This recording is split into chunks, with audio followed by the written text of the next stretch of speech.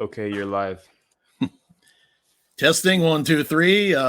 Good afternoon, everybody. I hope you're all enjoying the conference as much as I am. I'm Charles Kimball, the host of the History of Southeast Asia podcast. Now, I want to apologize for the appearance here. First off, we had a glare problem when I did the training for this conference, so I threw a pink blanket on the window behind me, but we're still getting a little glare. I think I'm going to have to do this with my glasses off. There, you all probably would rather see my eyes than glare in the glasses. There, just let you know, I probably won't look like this if you see me in real life. Anyway. Give you a bit of an introduction. I think I may be the oldest podcaster taking part in this.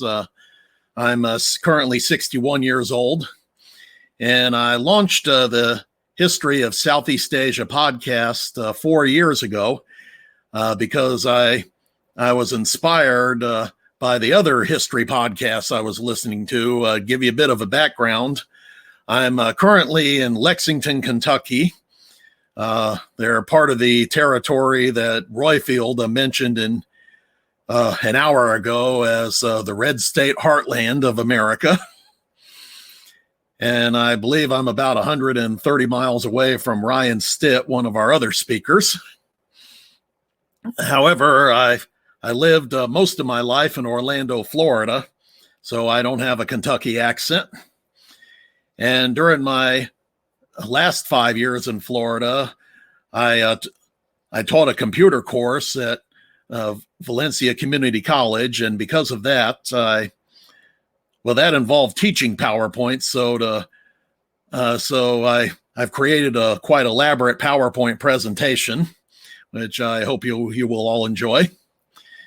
And the first history podcast I listened to was Lars Brownworth. The one by Lars Brownworth, 12 Byzantine Emperors. And I think that's the oldest one, except maybe for History According to Bob. And then a few years later, I discovered Dan Carlin, also Rob Monaco's podcast, History of the World. There, like all of you, I wonder where he is now. And I was inspired to do one of my own because I've been a big fan of history for at least 50 of my 61 years. You could say history is my life because I made a hobby of writing world history papers. And but I didn't want to do the same topic as someone else was already doing. Then I would be compared with that podcaster while I'm still a beginner. So I had to look for a podcast topic that I was knowledgeable about that wasn't already taken.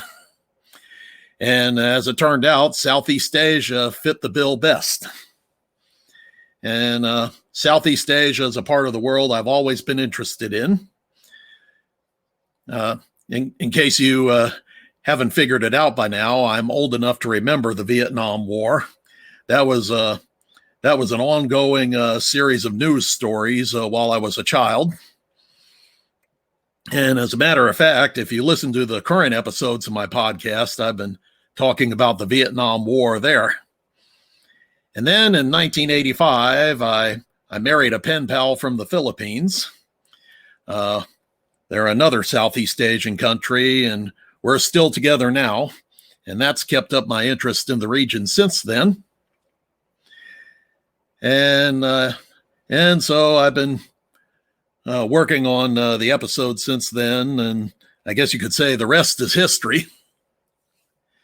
Now I'm going to go ahead and give you my presentation. I was inspired to do this subject by Ben Jacobs. He's been one of the other podcasters who's given me encouragement as I went along. So bravo to Ben. One of the things he said was that he likes the idea that I'm covering the history of non-Western civilizations. And so as a result, I've created a presentation calling for more attention on non-Western history. So here we go.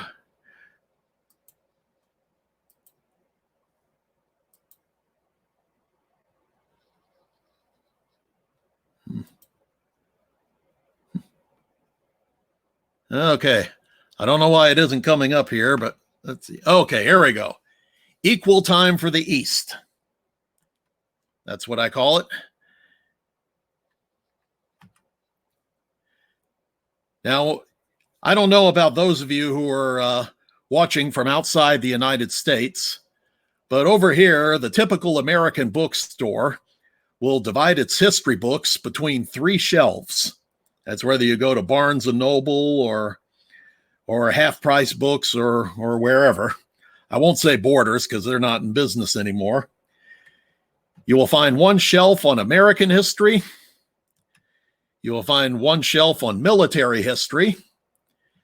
And you will find a third shelf that covers everything else. As a matter of fact, in the podcast, I pointed out when I started covering the Vietnam War that I've got all 3 of those kinds of history currently covered. Now, for those of you in other countries, it's probably not too different. If Christophs Andresens is watching, I'm sure that the bookstore near him will have a shelf on Latvian history. Likewise, you go to an American school, you will find most of their courses are on American and European history. Now, when I was in college, I took a course on Egyptology, and I remember the last time we got together, our professor, he was a fellow you probably heard of from Cairo University, Dr. Gabala Ali Gabala, and he told us, contrary to what the university teaches, history does not begin with Greece. And now Western civilization classes may talk about Egypt and Mesopotamia, but then they'll go with Greece, and then it's all Western civilization from that point on. But what about the rest of the world? Doesn't it have something to teach us about humanity too? The purpose of this presentation is to make the case that everyone should have at least a working knowledge of the history of non-Western civilizations. That doesn't mean you have to attend a full-fledged course, but you should know some of the basics, like the overall trends. And that's something you can pick up from a podcast. In fact, one of the reasons why I like doing this is that I found many people would rather learn history from a podcast than from a classroom. Now, where are the non-Western civilizations? Well, they're mainly in Africa and Asia. Okay, here's a street scene from Timbuktu, and I'm sure you all recognize the Taj Mahal. Those represent Africa and Asia. Now, pre-Columbian civilizations in North and South America are okay. That's like the Maya, the Aztecs, the Inca, and the South Pacific before 1500. Because after 1500, you start having Europeans explore the area. And so to represent that, we have an old picture of the Easter Island statues. Now, everything else, Europe, present-day North America, South America, and Oceania, is out. That's Western civilization. Now, let's compare world population by continent. So this will show you how important non-Western civilization is, or should I just say Eastern civilization. Now, these are 2010 figures. I'm sure in every category there'll be a few more people now. For the whole world, we've got a little over 7.5 billion people. For Asia, we've got 4.582 billion. That's 60% of the world's population. For Africa, we've got 1.2 billion, or 16%. For Europe, 739 million. North America is 579 million. South America is 423 million. Oceania is 38 million. Remember, except for Australia, New Zealand, and New Guinea, the Pacific is mostly ocean. Yep, almost forgot. Now, I marked Asia and Africa red because if you put them together, that's 76%, more than 3/4 of the world's population. Now, this picture I found online also conveys this idea. Now, you see, we have a circle here around the most important part of Asia. It includes the Indian subcontinent, China, Mongolia, Korea, Japan, and all of Southeast Asia. It says here, there are more people living inside this circle than outside of it.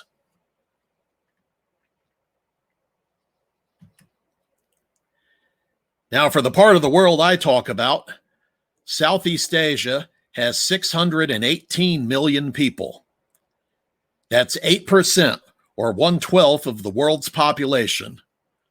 1 out of every 12 people in the world lives in the area shown on this map. Well, maybe a little more because we got South China on there too. But 1 out of every 12 are in the 11 countries that I cover in my podcast. And more than half of those people are in just 2 countries, Indonesia and the Philippines. So you can see, if you leave out the story of non-Western civilizations, you leave out a tremendous chunk of the story of the human race. Okay, now some of you may recognize these books. These 11 books are the life work of Will Durant, probably the most important historian of the 20th century. Okay, now his series of books is called The Story of Civilization, and he published them between 1933 and 1975. As you can see here, the last one, The Age of Napoleon, he got all the way up to like maybe the Battle of Waterloo. But then he died before he got a chance to write anything about the 200 years since that time. Now, take a look at the titles. The first one is called Our Oriental Heritage. I did read that one. There he talks about the ancient civilizations in and around the Middle East, Egypt, Mesopotamia, and then some of the others like the Phoenicians and the Persians. But look at the rest of these titles. The Life of Greece, Caesar and Christ, The Age of Faith, The Renaissance, The Reformation, The Age of Reason Begins, The Age of Louis XIV, The Age of Voltaire, Rousseau and Revolution, The Age of Napoleon. All those names are pulled from European history. So for the vast majority of his work was about Western civilization. He only talked a little bit about Eastern civilization, and I don't know if he ever even mentioned some of the other civilizations outside of the Middle East and East Asia. I don't know if he mentioned sub-Saharan Africa, for instance, or the Maya in the New World. So that's why I said up here, Will Durant should have known better.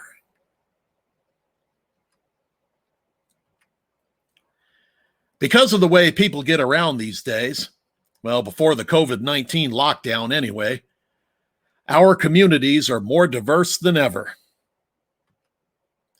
In the typical large city, you can find someone from any ethnic group if you look hard enough.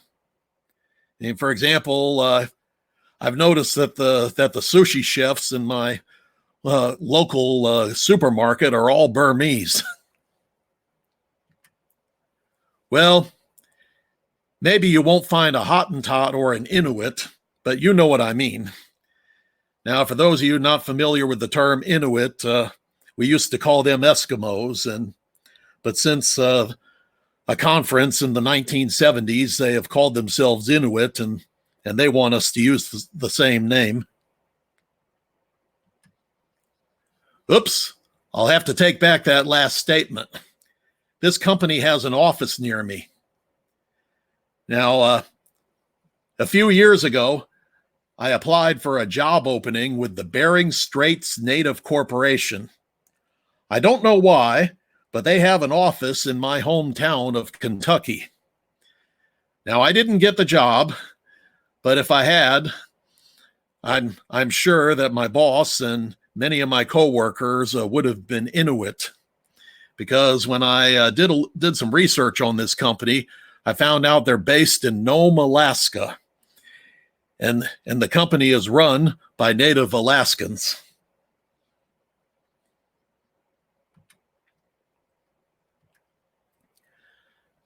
Now, the more different groups of people you have, the more points of view you have. And don't forget the effect of individuality. That means variations in opinion, and sometimes a different opinion entirely. After all, since we're only human, some inconsistency should be expected. Now, case in point, I heard an Israeli once tell me that over in Israel, you only need three people to express four political opinions.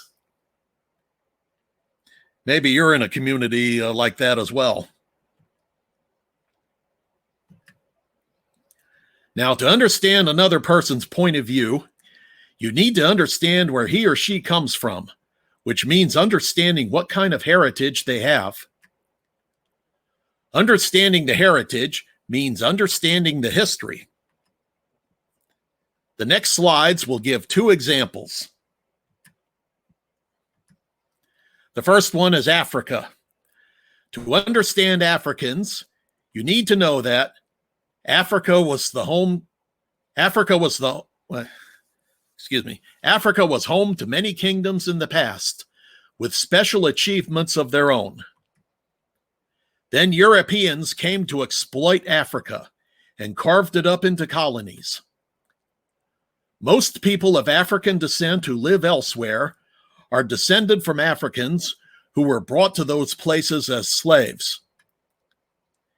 The African colonies have since gained independence, but a lot of their problems, especially with borders, got started during the colonial period. Now, the example I can make there, having to do with borders, is that the Europeans did not pay attention to tribal boundaries when they established the borders between their colonies. They drew the lines according to what was convenient for them. The result was that in some African countries like Nigeria and Sudan, they put together tribes that did not get along with each other. I mean, that's the reason why Sudan split in two a few years ago. And you now have South Sudan, and as well as the original Arabic-speaking Sudan. And in other cases, they divided tribes between their colonies, and they're still split today. An example of that would be the Somalis. Less than half of the Somali population lives in quote-unquote Somalia. The rest of them are divided between Djibouti, Ethiopia, and Kenya. Now, I mentioned special achievements. Here's a picture of one of them. An excellent bronze head, which was made by one of the most advanced of the African kingdoms, Benin, in what is now southwest Nigeria. Okay, now let's see where China is coming from. To understand the Chinese, you need to know that China was the world's most impressive nation for an amazingly long time in size, population, technology, wealth, and strength. The Golden Ages lasted 1,306 years. If you just count the Han, Tang, Song, and Ming dynasties. Now, I know Chris Stewart is here, and he would probably want to lengthen that period out by throwing in a few more time periods, like maybe the first half of the Qing dynasty from 1644 to 1800. Along that line, as late as 1800, China had the world's largest economy. They're the largest gross domestic product. In fact, it took the Industrial Revolution for other countries to catch up. But then China was exploited, defeated, and humiliated for a century and a half by Europe and Japan. Think of the Opium Wars, to give just one example. I mean, there are certain corporations around today that we think of as evil, but today's corporations can't hold a candle to the British East India Company, because back in its heyday, it got millions of Chinese addicted to opium. Since mainland China came under communist rule in 1949, much of the country's domestic and foreign policy has been an effort to regain the number one status the nation once had.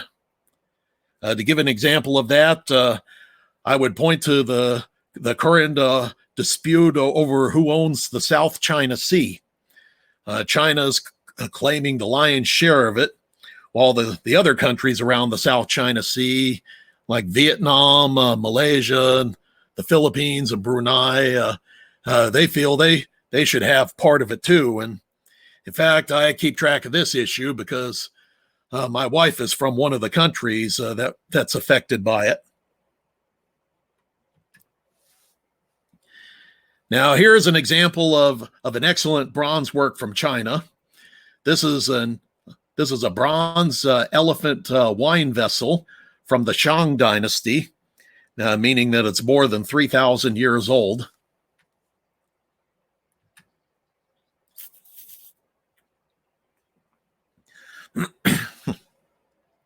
A lot of songs and stories include references to a culture's history. And so you have to know that history to get those references. To give one example, this is I tip my hat off to Royfield on this. I happen to be a reggae fan, and reggae songs have historical and political references all the time. Some people think all the lyrics talk about is praise Jah and pass the ganja, but that's not entirely the case. And the same thing goes for African music. I'm a world music fan too. They're what we commonly call Afropop. And so along that line, I included this picture of Nelson Mandela. If you listen to South African songs, quite often you'll see references to the past history, especially the bad old days of apartheid.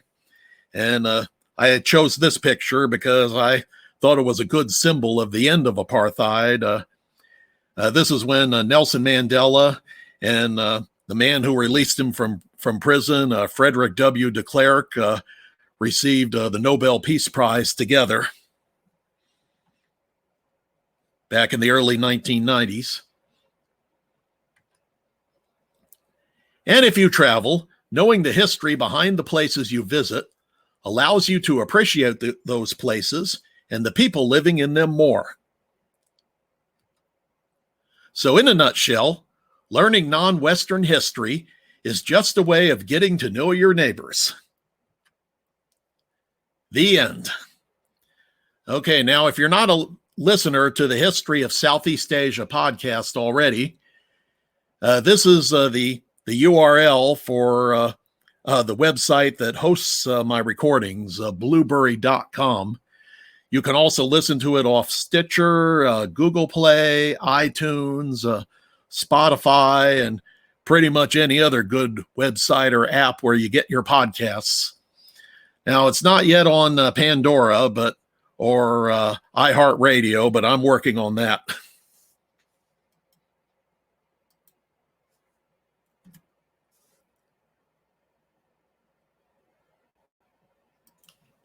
Okay, looks like you have a few questions. Okay, good. Open the question area.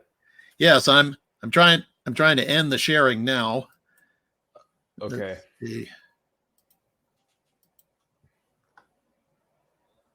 Okay. All right, okay, yeah, we have two of them.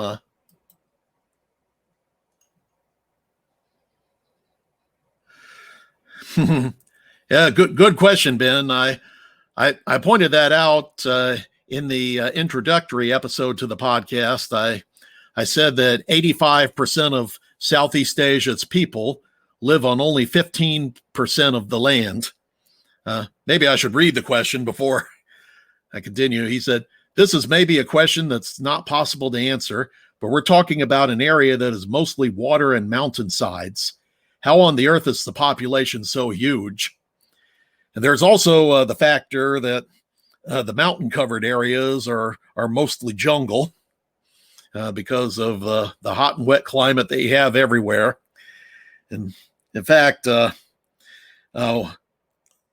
of the times that I visited the Philippines, the heat stood out to me more than anything else when I was over there.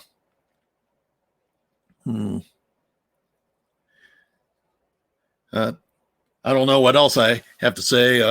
The main factor there is that wet rice cultivation can feed a tremendous number of people.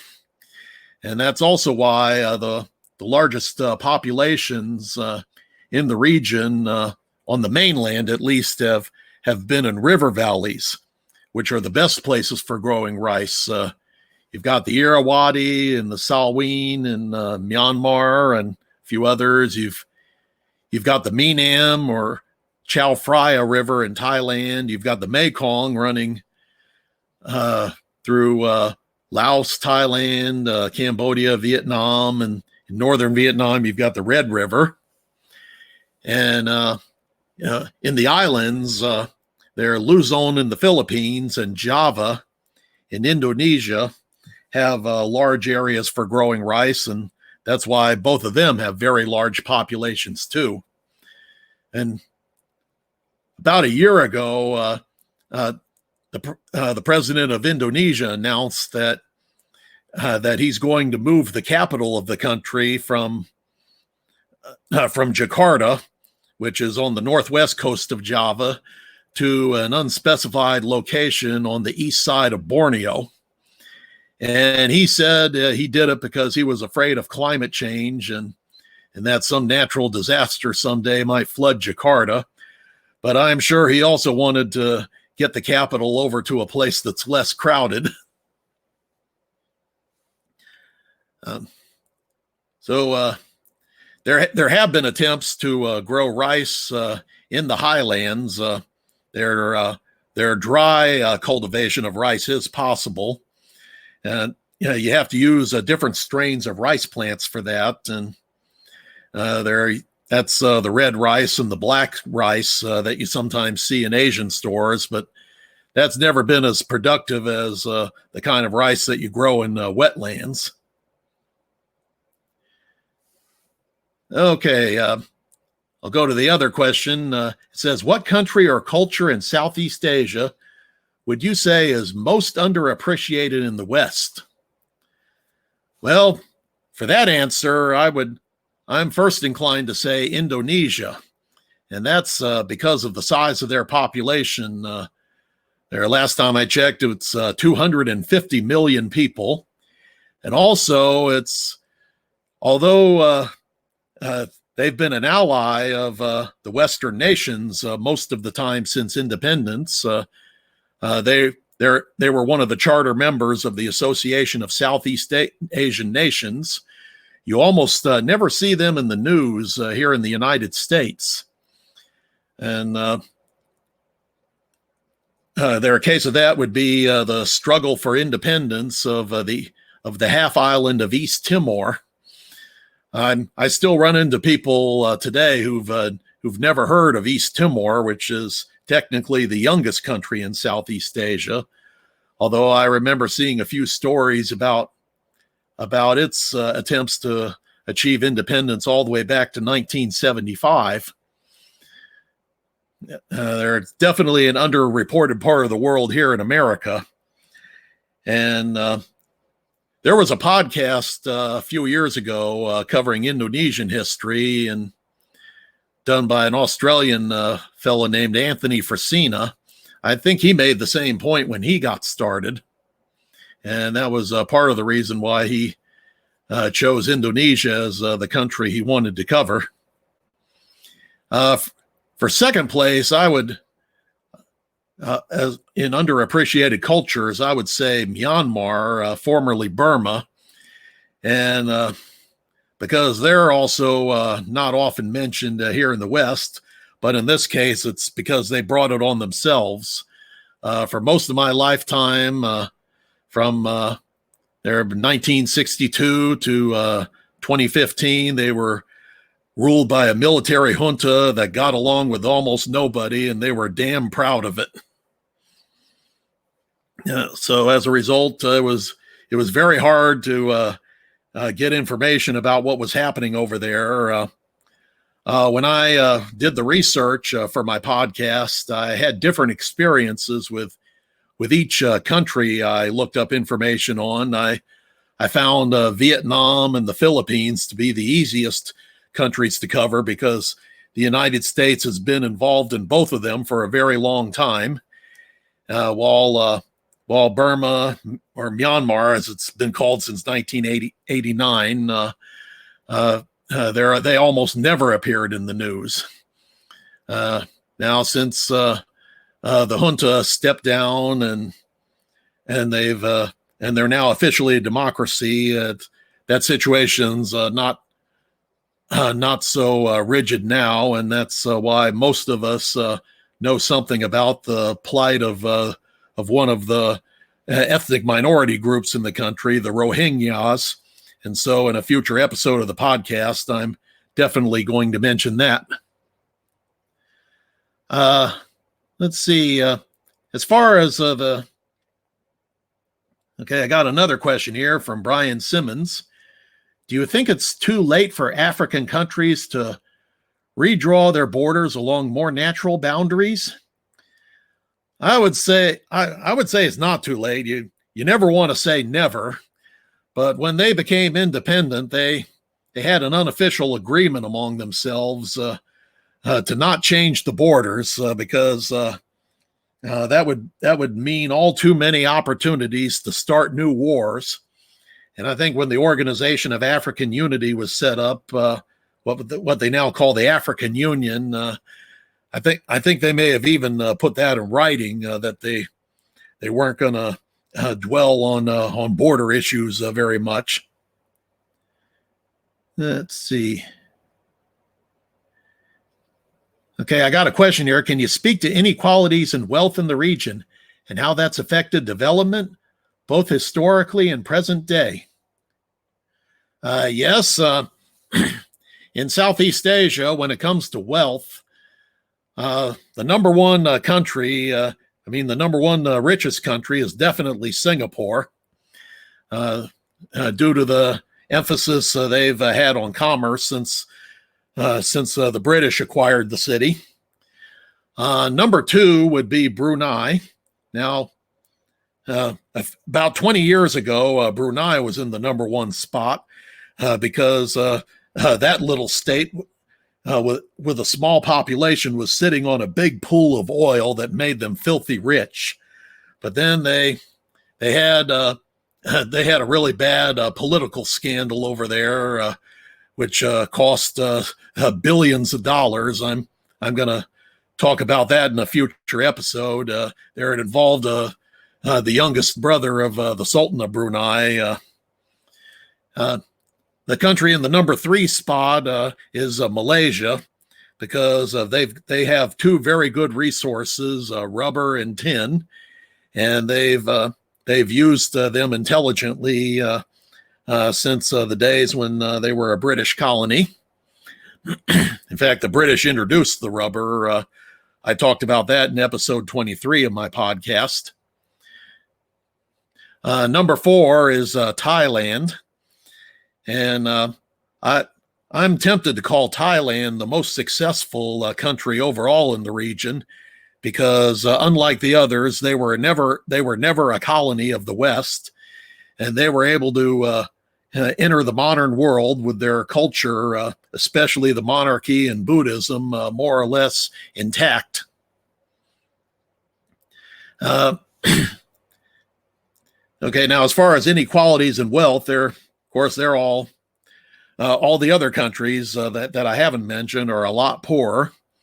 And it's one of the tragedies of the modern world that of the countries in Southeast Asia, only Singapore was able to follow the example of Japan, South Korea, and Hong Kong and Taiwan when it came to economic development.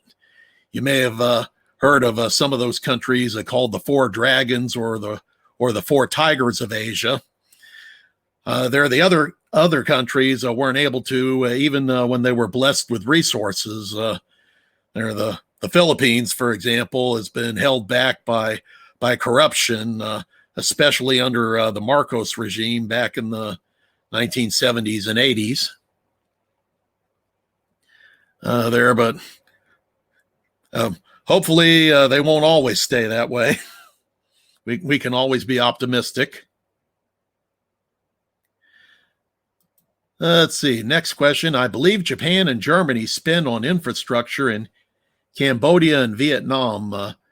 Do you think this is purely altruistic or seeking strategic influence? I'm inclined to say yes, because it's there's certainly less self-interest visible here when you compare it with what China is doing in that part of the world. In a news story I recently read, the Cambodian seaport, Sihanoukville, I've heard that the Chinese have invested so much into that port that they've virtually taken it over. And while they've pumped a lot of money into the local economy, it mainly goes to the Chinese that are already there. So in that sense, they've kept it among themselves. Okay, well, I think we got done with about 2 minutes to spare.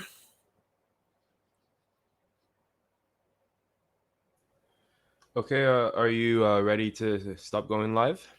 Yes, I am. Okay, do you want to do a quick little finisher for everyone? Okay, well, I want to thank all of you for hearing me out. I'm always pleased when someone's willing to take the time to hear what I have to say, because I know that time is almost as important as money in today's world, maybe even more so. And I wish you all a great rest of the day, and that you enjoy the remaining discussions that take place here at the conference. And for those of you who aren't listening to the podcast already, I hope you will become listeners now. And I'll see you online, or as I say in the podcast, thank you for listening, and come back when the monsoon winds are blowing right.